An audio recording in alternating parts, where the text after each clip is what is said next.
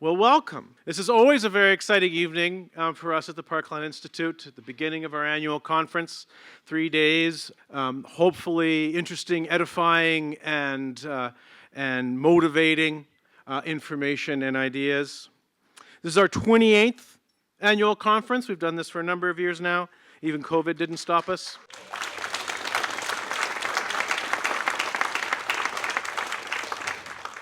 This year's theme, as you probably know, is The Road Ahead, Strategies for Building a Better Future. My name is Jason Foster. I am the director of Parkland Institute, which basically means I am the figurehead. There are many other people behind Parkland who work way harder than I do to make all this happen. So let me begin by acknowledging that we are here at the University of Alberta, where we're gathering, are located on Treaty 6 territory. Traditional home and gathering place for the diverse Indigenous peoples, including the Cree, Blackfoot, Papaschase, Métis, Nakota Sioux, Iroquois, Dene, Ojibwe, Saulteaux, Anishinaabe, Inuit, and many others.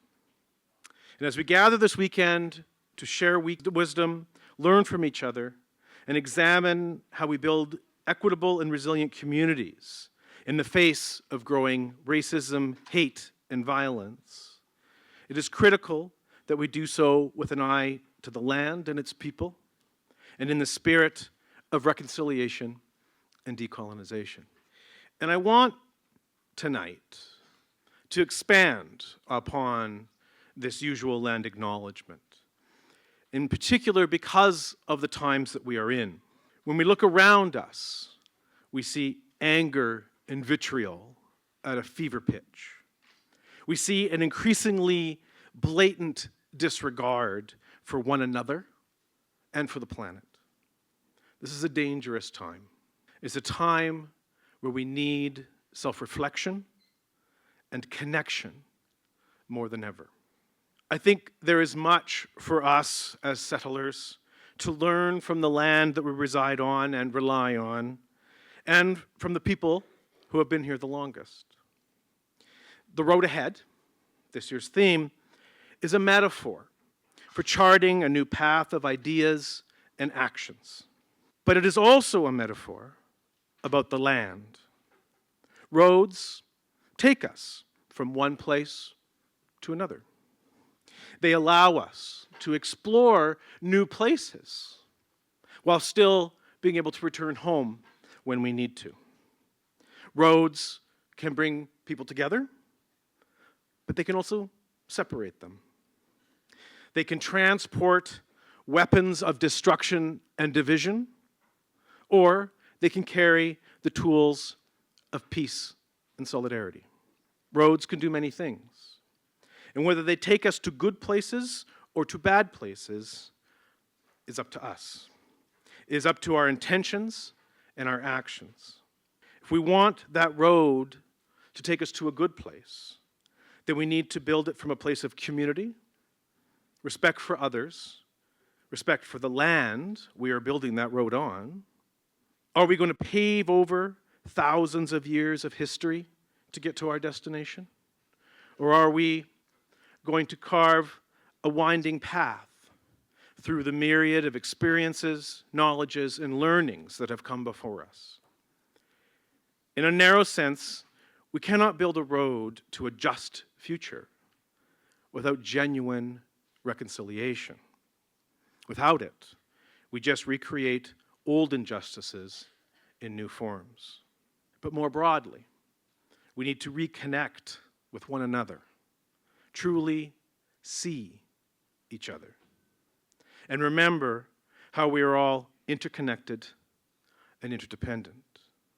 And we need to recognize that we are nothing without the land that we live on, and so must respect it as we build that road that we wish to build together. Land acknowledgements are important symbols of good faith and recognition, but they can often be delivered mindlessly and without reflection. But if we pause and consider the meaning behind the words, the purpose of the action, then I think we bring ourselves a step closer to learning what it takes to trust in the land and trust in one another. And it is when we trust that the road leads us to a better future. I know that all of you, both here and I think there's 100 or so of you watching virtually through the streaming on YouTube, are very excited to hear from John Valiant, our speaker tonight. But unfortunately, you have to put up with me for a few more minutes. I've got some business to get through. I want to thank the sponsors who have made this conference possible. The Alberta Federation of Labour, Athabasca University's Faculty of Humanities and Social Sciences, which is actually my home faculty, so I'm very proud of them. Canadian Union of Public Employees, the Alberta Division. The Civic Service Union, Local 52. The Health Sciences Association of Alberta. Oh, whoop, whoop. The Non-Academic Staff Association at the University of Alberta. The United Nurses of Alberta. Yeah, they always get the biggest whoop. They're very enthusiastic, our nurses. The University of Alberta's Faculty of Arts, which of course we're very proud to be a part of. And the Wordsworth Irvin Socialist Fellowship Endowment. I also want to thank our media sponsors for their generous support in the lead up to the conference. That's Alberta Views Magazine and CJSR Radio Edmonton. And of course, a big thank you to the many volunteers who are helping make this conference happen. It would not happen without the work of all of you. And so thank you so much.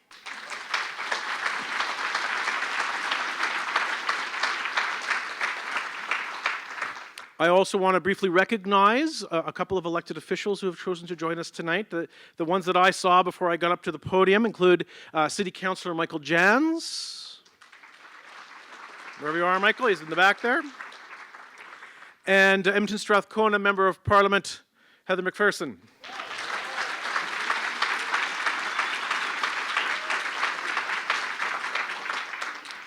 And now I would like to introduce Marie Carrière, who is the Associate Dean of Research at the Faculty of Arts, to bring us a few greetings from the faculty. Thank you, Jason, and thank you for that land acknowledgement. So my name is Marie Carrière, and I am the Vice Dean Research in the Faculty of Arts.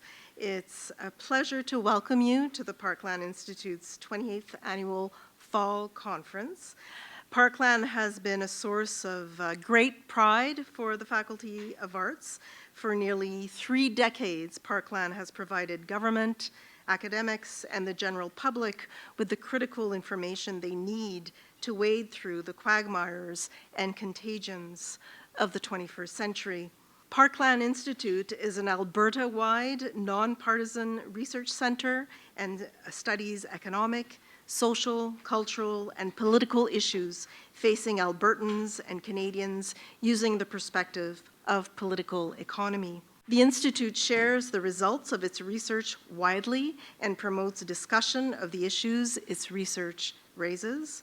We are grateful not only for the high-quality research it consistently produces, but also for its contributions to informed debate and public policy discourse in this province. The Institute is collaborative and interdisciplinary, welcoming the input and participation of academics, students, community leaders, and business representatives, as we see here tonight. Parkland Institute is not just an academic body, it is a good public citizen. For the last several years, we've experienced uncertainty in many facets of social, public, and political life. And we've also seen the basic foundations of peace, equality, democracy, and respect at risk. With these needs increasingly fragile, the theme of this conference, The Road Ahead, Strategies for Building a Better Future, could not be more timely and truly speaks to this fragility and to the fundamental challenges we are facing in this country and indeed around the world. The conference will also speak to what we can do right now to build a future beyond the current climate and the steps we can take as active and engaged citizens to overcome the systemic challenges we collectively face. Importantly, this event, while addressing the hardship we've all bore witness to, also holds a sense of optimism and promise. I think we need that right now.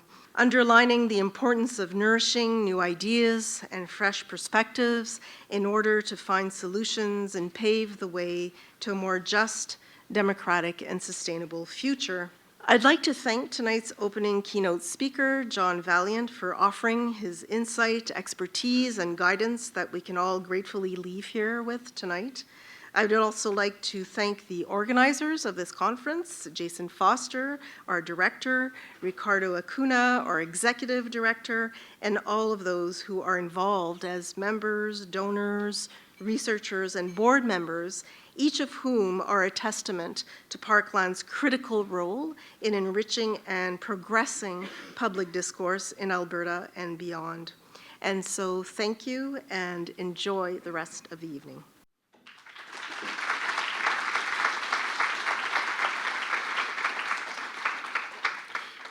Thank you, Marie, for that.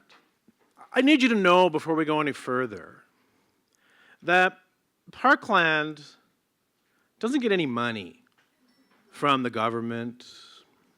We don't get any money directly from the University of Alberta. We don't get money from, big funding institutes or corporations. We get money from you. And I'm looking at all of you. I will get more heavy-handed as the weekend goes along. But tonight, let me just gently remind you that we exist because of your support, both your support of being here and reading our research and talking about us, but also because of your money. So please consider, as we go through this weekend and you hear amazing speakers over the next 3 days, about thinking about pulling out that wallet and thinking about offering a bit of a donation to Parkland. That'll be the end of the touch for tonight. If you have any questions about the conference over the course of the weekend, we have staff and volunteers kind of we're everywhere. They're everywhere. Find one, they'll be able to answer your question for sure. And so, as I edge us towards finally getting you what you want, Parkland conferences often have themes related to the future. You may have noticed that if this is not your first Parkland conference. Last year we were at a crossroads. A couple years before that, we were building the future we need. We kind of talk about the future a lot. And this year, of course, we're looking at hopefully building the road ahead. There's a reason for that. Because Parkland, through our research, we want to tell you how things are. But we also want to help you envision and work towards something better. And so I feel like with everything that's happening today, and I don't need to tell you, you all know very well, that we cannot retreat. We must find a way to move forward. Now more than ever, we need to focus on our energy to hope and to think of possibility.